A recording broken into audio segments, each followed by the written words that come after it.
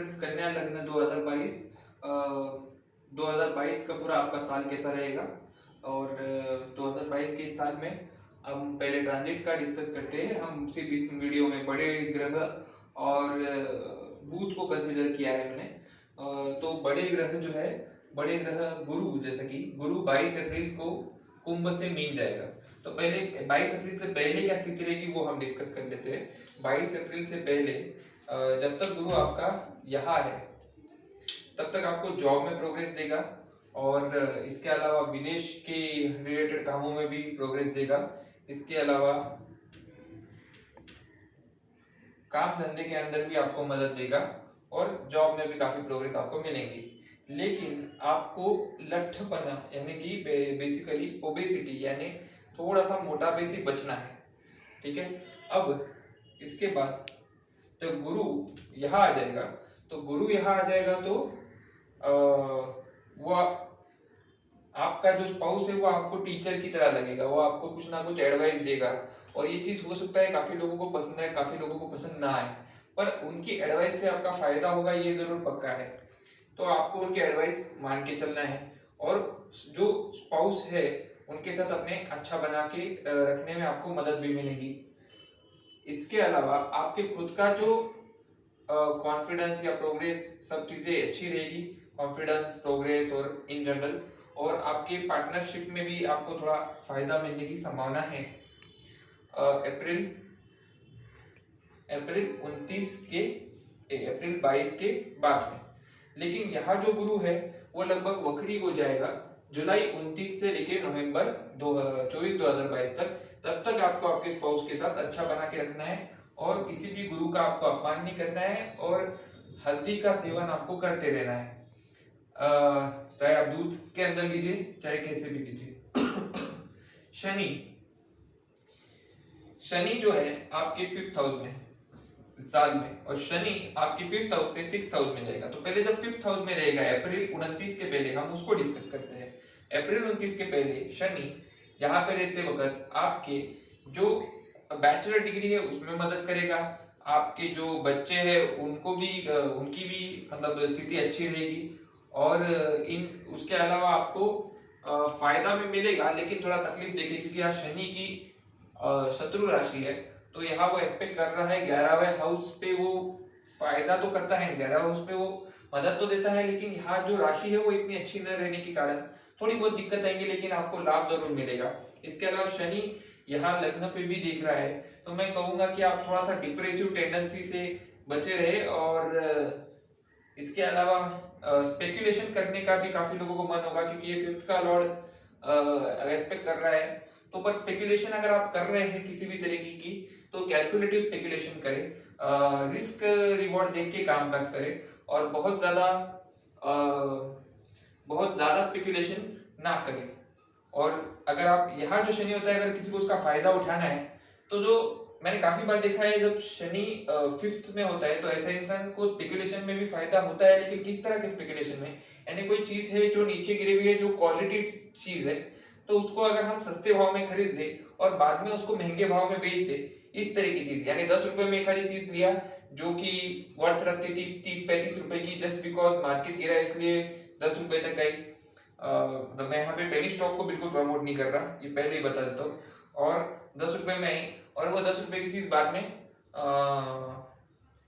20-25 रुपए में बेच दी। जैसे कि एग्जांपल देते हैं कि जैसे किसी ने रिलायंस 2020 में कुछ 800-900 रुपए का था, तो अब उसकी वर्थ तो उससे ज्यादा थी। तो जो शनि 5 वाले लोग होते हैं वो ऐसी जगह पे जो रिलायंस है वो 800 रुपए में खरीदते हैं और उसको 2200, 2000, 2200, 2400 तक बेचते हैं। तो शनि 5 वाला जो स्पेकुलेशन होता है वो इस तरह का होता है कि उसमें आपको कम भाव में खरीद के ज्यादा भाव में देने के लिए मदद मिलती है बेसिकली। तो इस तरह का स्पेकुलेशन करेंगे तो ठीक है, अदरवाइज रेगुलर डेली वाला स्पेकुलेशन ना करें। जहां तक बात है, तो जो जब तक शनि यहाँ है तब तक, जैसा कि मैंने कहा कि शनि यहाँ है तब तक आपको मदद देगा, पर आपको योगा प्राणायाम के जरिए आपका मेंटल हेल्थ भी अच्छा रखना जरूरी है, क्योंकि शनि की एस्पेक्ट यहाँ आ रही है, तो आप पे कुछ डिप्रेसिव टेंडेंसी नहीं आनी चाहिए। उसके बाद शनि जब यहाँ आएगा आपके कुंभ 6th हाउस में, तो 6th हाउस में आपको वो जॉब में भी प्रोग्रेस देगा और आप उसी जॉब में बने रहिए उस समय के बाद में जिस जॉब में आप है, और आपको यहीं पे वो प्रमोशन देगा। अगर आप जॉब बदलेंगे तो वो आपके लिए उतना हितकारी नहीं रहेगा। शनि का एस्पेक्ट जब यहाँ आना चालू होगा अप्रैल 29 के बाद, तो वो आपको फॉरेन सेटलमेंट के लिए भी मदद देगा। हो सकता है आपकी कुछ हद तक नींद डिस्टर्ब हो, ये एक बुरा परिणाम हो। इसके बाद तो आपको शनि के उपाय करने चाहिए, आपको रास्ते में जो भी भिखारी मिले उन्हें पैसे देते रहना चाहिए। फिर शनि वक्री होके पीछे वापस आ जाएगा और वही इंपैक्ट देना चालू कर देगा, लेकिन थोड़ा सा स्पीड स्लो हो जाता है, क्योंकि शनि जब वक्री रहता है तो जो वो अप्रैल के पहले इंपैक्ट देगा, लाइक एक गाड़ी की स्पीड है जो 40 की स्पीड से चल रही है, तो जब वक्री हो जाती है तो गाड़ी की स्पीड 10 पे आ जाती है, यानी आपके काम जो है वो थोड़े स्लो हो जाते हैं। तो शनि जब वापस यहाँ आएगा तो वही इंपैक्ट देगा, जैसे कि मैंने कहा कि स्पेकुलेशन में मदद, लॉन्ग टर्म स्पेकुलेशन में मदद, इसके अलावा आपको जो आपको लाभ मिलाने में मदद, और आपको थोड़ा बहुत ओवरऑल आपको मदद मिलती रहेगी, लेकिन थोड़ी कम रफ्तार में रहेगी चीजें। अब गुरु भी वक्री होने वाला है, गुरु का वक्री का डेट मैंने बताया जुलाई 29, तो जुलाई 29 से पहले, तो लगभग मेरे हिसाब से जून जुलाई के पहले आपको सब बड़े काम ये साल में कर देने चाहिए। इसके बाद अगर मैं देखता हूँ तो या हम केतु की बात कर लेते हैं और राहु और केतु की। तो केतु जो है वो आपके 3rd हाउस में है, तो आप पराक्रम तो कर रहे हैं लेकिन बहुत उल्टे उल्टे पराक्रम कर रहे हैं, तो वो पराक्रम की वजह से आप तकलीफ में भी आ सकते हैं, क्योंकि भाग्य में राहु है, यानी आपको मदद भी देगा और अचानक तकलीफ में भी लेके आ सकते हैं। तो आपको उल्टे उल्टे पराक्रम से बचना चाहिए अप्रैल 12 2022 से पहले। आप जितना ज्यादा अच्छा मेहनत करेंगे, अच्छे डायरेक्शन में करेंगे, उतना ज्यादा बेहतर आपको फायदा मिलेगा। तो मेहनत अगर सही डायरेक्शन में होगा तो फायदा मिलेगा। अब जब केतु 2nd हाउस में आ जाएगा अप्रैल 22 के अप्रैल 12 के पहले, अप्रैल 12 के बाद लगभग केतु जब यहाँ आ जाएगा 2nd हाउस में, तो आपके धन संबंधित चीजों में तकलीफ हो सकती है। तो मैं कहूंगा कि ये साल में आप जो भी पैसा बना रहे हैं वो पैसे को सेव करके चलिए, और किसी भी अचानक आपत्ति के आने की, धन संबंधित अचानक आपत्ति आने की संभावना दिखाई देती है, तो उसके लिए आप इंश्योरेंस वगैरह सब करके रखें, क्योंकि ऐसे केस में आपको अचानक आने वाली आपत्ति आपको बोल के नहीं आती, तो इस वजह से आपको अगर इंश्योरेंस वगैरह कुछ रहा तो उस केस में आपको थोड़ी सी मदद मिल सकती है।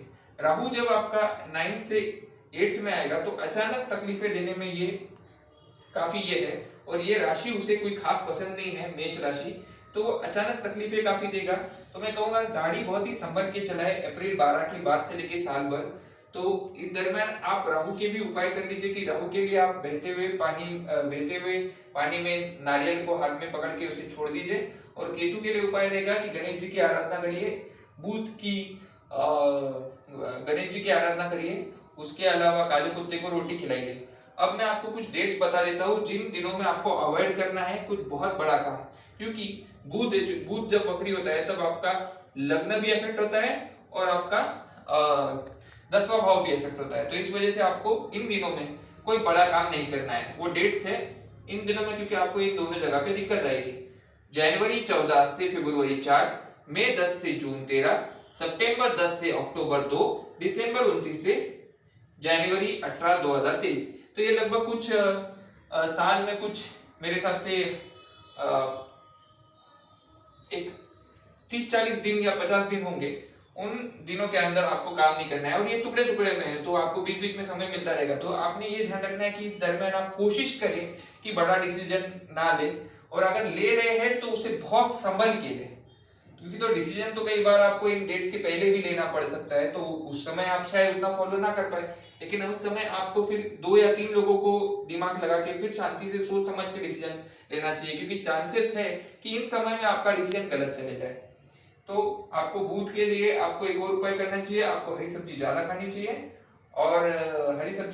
चाहिए, और इसके अलावा आपको जो घर के अंदर एक्स्ट्रा किताबें पड़ी हुई है जो आप पढ़ते नहीं है, उसे आपको घर के बाहर डोनेट कर देना है, किसी दुकानदार को बेच कर जाइए जो किसी सेकेंड हैंड बुक को बेचता हो, उसे आप दे दीजिए, या तो आप पहला प्रश्न उससे रहेगा, या तो आप किसी वाचनालय को दान करके आ जाइए उन किताबों को। अगर आपको ये वीडियो समझ में है तो इस वीडियो को लाइक करिए, चैनल को सब्सक्राइब करिए। अगर आपके कोई सजेशन है तो नीचे कमेंट्स करिए, और अगर आपको कंसल्टेशन चाहिए तो नीचे मेरा नंबर दिया हुआ है। Thank you.